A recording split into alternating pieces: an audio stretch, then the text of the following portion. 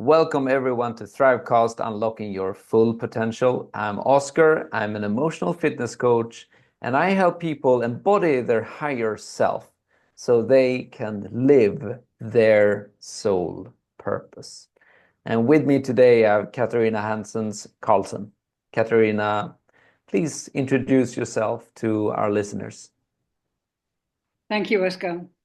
So I'm an expert in the neuroscience of your entrepreneurial success. I can find your identity, your driving purpose, your vision in one day. That's what I do. All right. So today we are going to talk about Steve Jobs. Now, he's a man I didn't think I was interested in, and now I'm fascinated by his life. I am totally inspired by him. I mean, he's passed now, but he still inspires me. He passed at 56 years old, which for me is really young. For everybody, it should be really young. Anyway, so my first question is, why was Steve Jobs such a success? And we're talking about the Steve Jobs of Apple, by the way, the Steve Jobs. So, shall I answer that, or would you like to answer that, Oscar? You can start I can. answering that. Okay. Yeah, he's Yeah, very yeah, passionate about it. Yeah. yeah. And what inspired me was a documentary about Steve Jobs. It was a movie as well, and you can see it on YouTube if you so choose. It's very, very inspiring. So, first question: why was Steve Jobs such a success? For me, there are two things: absolute focus on his vision and absolute energy, and he was unstoppable in that vision. He wanted people like you and me to have a computer. Here I am with a Mac right in front of me, but that wouldn't have happened without Steve Jobs. And he succeeded. He got fired as the CEO of his own company at one point, and then they hired him back, of course, because without Steve Jobs, Apple didn't exist, right? And he was ruthless. But so, what are the two keys to his success? Absolute focus to a vision. He was vision driven, he was mission driven, and absolute energy towards that. He would do anything. So, anybody who didn't share the vision, out, right? Anybody who, I mean, the people who worked with him, as I understood, tried to be his friends, tried to actually tell him, we need your friendship. We want to know you. He wasn't interested, honestly. Maybe he didn't know how to really create friends. He was adopted, so that had an influence. But his success was due to absolute focus and energy. And this is why we're calling it bashing the walls of limitation. Those are his words. He bashed the walls of limitation that people said, it can't be done.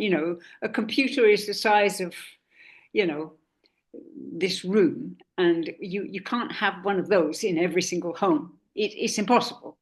But he did the so-called impossible. So, what do you say, Oscar? Why was Steve Jobs such a success?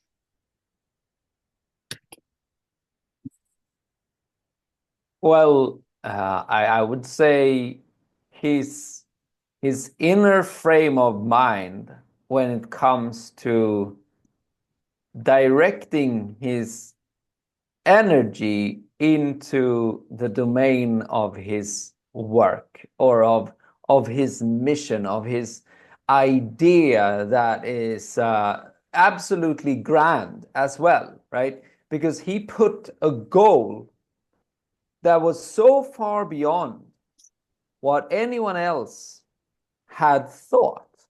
And therefore, everyone comes and says, well, that can't be done because it simply cannot be done from the frame of their mind. But he understood that it's simply about you exceed the limitation of your own mind. I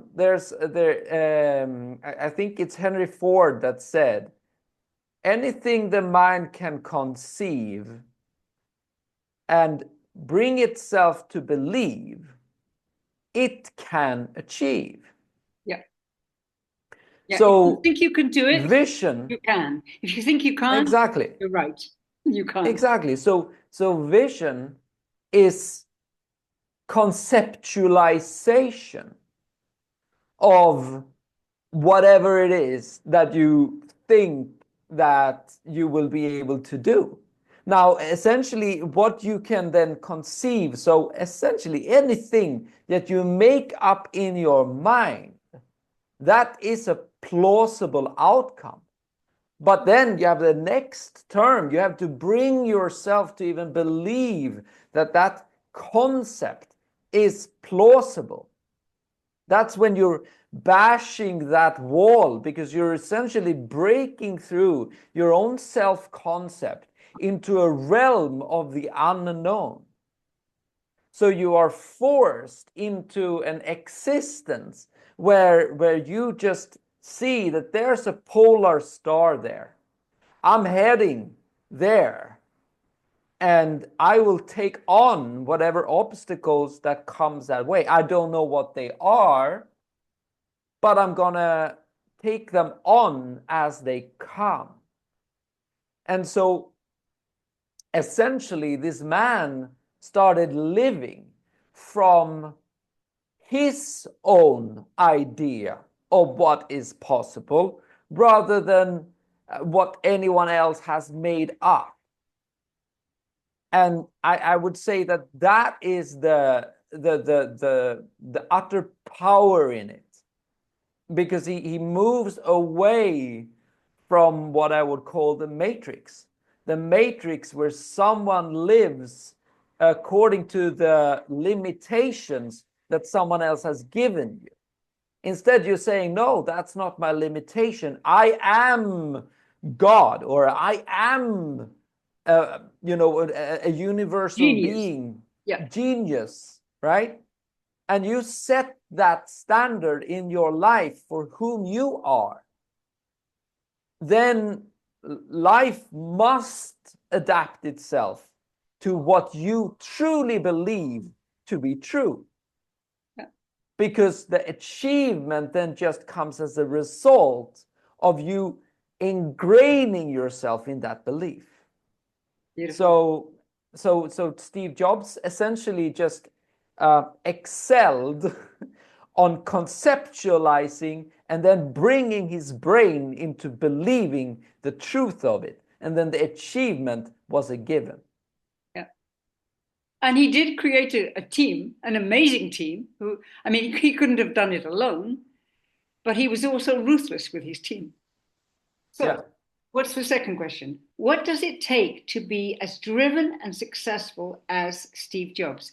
And I'd like to read you something. I literally was so inspired by this YouTube video that I actually recorded this actually two paragraphs. I'm going to start from here.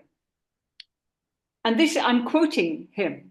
One simple fact, and that is everything around you that you call life was made up by people that are no smarter than you. And you can change it. Actually, he was super smart. He had a super high IQ. But that, I mean, I think he would have done it even with a lower IQ.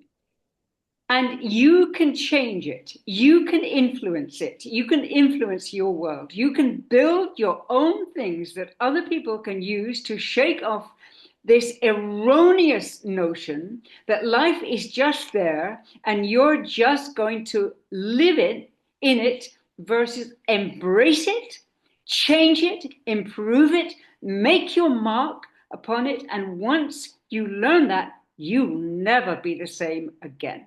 So that's my answer to what does it take to be as driven, as successful as Steve Jobs.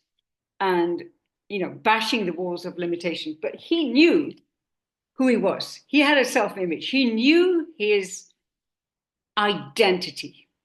His identity was as a world changer. I mean, he changed the world for all of us, right?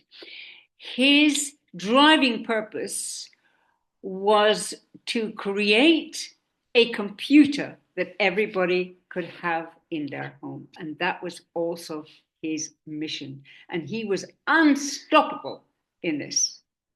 Amazing guy, amazing guy. What do you have to say, Oscar? You're smiling. What does it take to be as driven and successful as Steve Jobs? Wow. Well, it takes commitment, but it also takes for you to, first of all, become aware that well, do you want to exist in the way that life is going right now? It's like, is this the standard you want to operate on? Because some people might not want to be Steve Jobs, right? It's like, I just want to be with my family. I want to create it. But again, there's always something for someone to recognize that they might sense it's like, you know what, there's more to life. There's more to what I actually want this to be. And I think, first of all, recognizing what is it truly that is important to you, and then understanding that that is not an impossibility. You have to understand that that in itself is possible. The concept of what you desire is achievable if you dare to bring yourself to believe it. But then it also means that when you are raising the bar to that height, then you will be brought up the shadows of your own mind to show that you need to let this go in order for that to occur. Yeah. And that is sometimes why people choose not to achieve or excel on that level, because you will be literally forced to confront anything that you have said to yourself that you don't want to look at. So anything that is from your past, anything that has to do with whatever your judgment, your own self-concept, like it's a profound evolution of your own being that you need to adapt in order for even excel at that level. And so you need to be willing to go on that path of transformation in order to even dare to dream those 10x or 100x or whatever you are operating from right now. And then when you've concluded that this is what I want, then you say to yourself, this is who I am, right? You literally raising the frame of your mind, and you're programming yourself to operate from the mindset of someone who already has what you desire to have. And keep on building that day by day, sustainably, because what has brought you to where you are today is not what's going to bring you to the level you are tomorrow, right? It's like you need to constantly raise the standard of your frame of reference in order to raise the standard of your living. That's what I would say. Okay, good. So, what's the next question? How can you, viewers, be vision driven and purpose driven? Well, first of all, you need to know who you are. Well, that sounds very simple, but you have an established identity where you were phenomenal at one time in your life, right? You may not believe that you're still that person, but you are. You are still that person. When you know your identity, you know your inner saboteur strategy, because your inner saboteur strategy, our inner saboteur strategy, is very, very powerful, right? And it will control you if you let it. But you have way more power than it has. That's the secret. It doesn't want you to know. So, from your reinvented sabotage strategy, your established identity, you can find your driving purpose. You can look at the world and say, what is it I really want to change? And change it. It sounds easy, but you have to be driven. And then you create a vision. 1 year, this is what I will accomplish in 1 year, 3 years, and 5 years. Okay, so what I want to do is to read you a little more about Steve Jobs. Okay, so he says, here's to the crazy ones, the misfits, the rebels, the troublemakers, the round pegs in the square holes, the ones who see things differently. They're not fond of rules. They have no respect for the status quo. You can quote them, disagree with them, glorify or vilify them. About the only thing you can't do is ignore them, because they change things. They push the human race forward. And some may see them as crazy ones. We see the genius, because the people who are crazy enough to do what they think they can do change the world and are the ones who do it. So, I mean, that's inspiring. So, many of us, the ego mind, the inner saboteur, is really, really worried about what people think. Don't worry about them. Steve Jobs didn't worry about what people thought. In fact, if they were naysayers, he wouldn't listen to them. He didn't have time for them, right?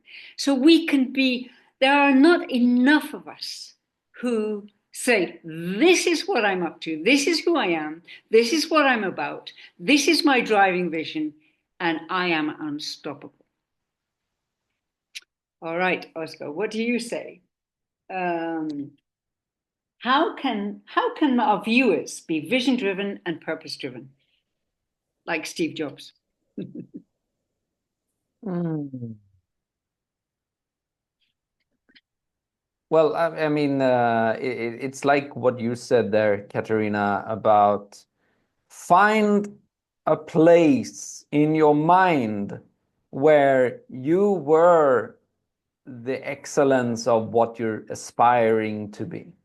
Or either if it is a time in your life, or it is simply when you're doing certain type of activities that put you in resonance with your true self.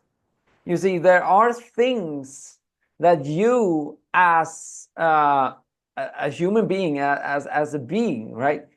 There are things that you love to do.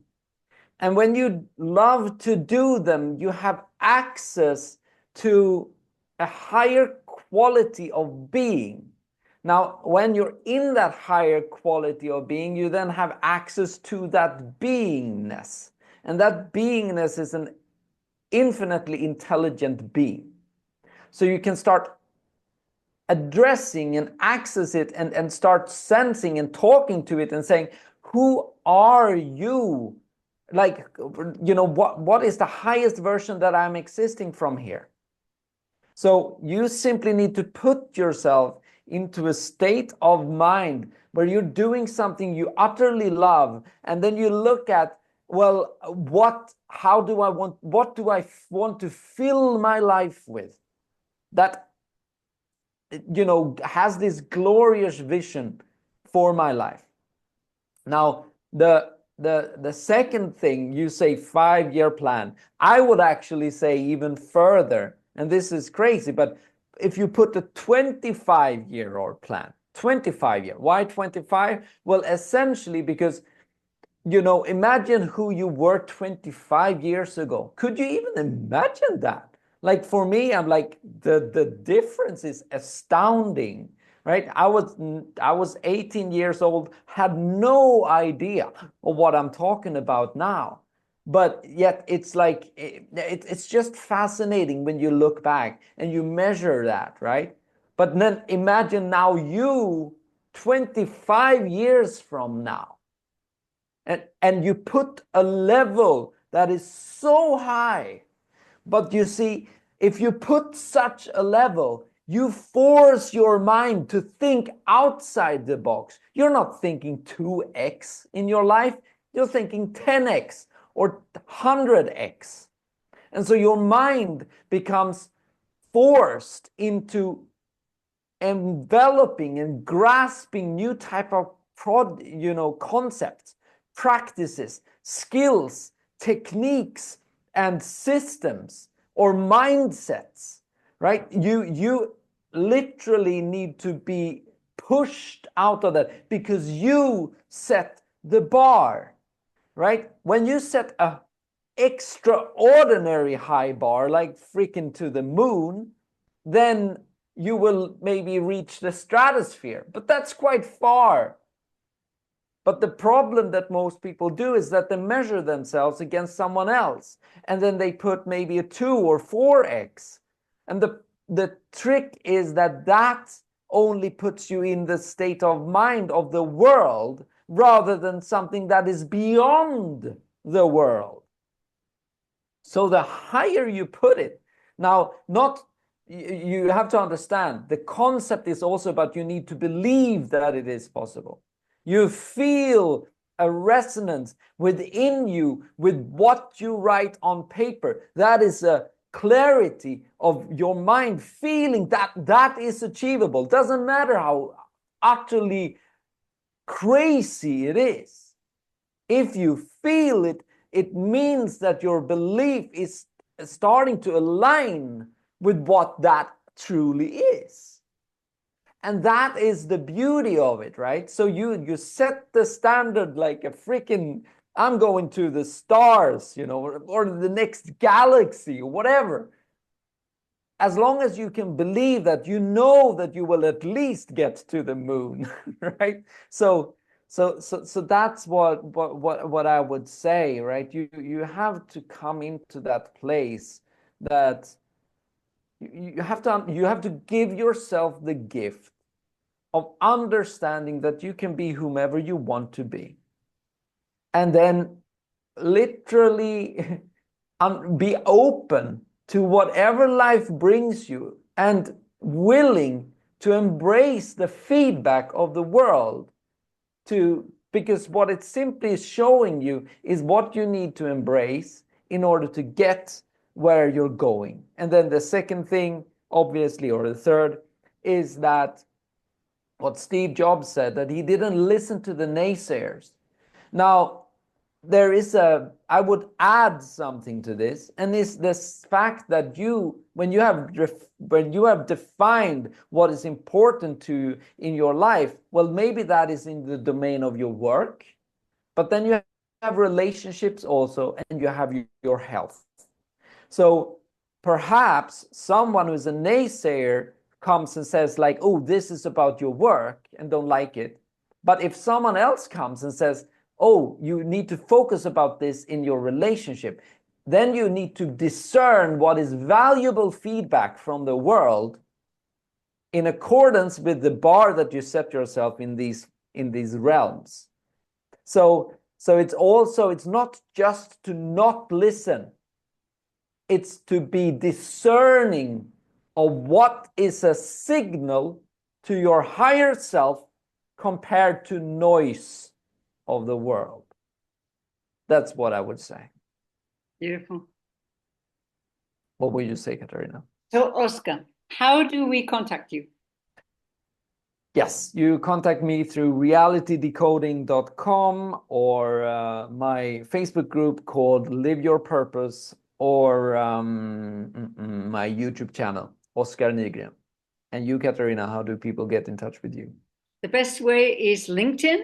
I'm Katarina Hanssens Carlsson, but I'm also Catherine Carlsson, and contact me there. And next week, we are going to talk about beating procrastination. So, bashing the walls and beating procrastination, and what procrastination is all about. So, see you next week. Wonderful. Yes, everyone. See you. Take care.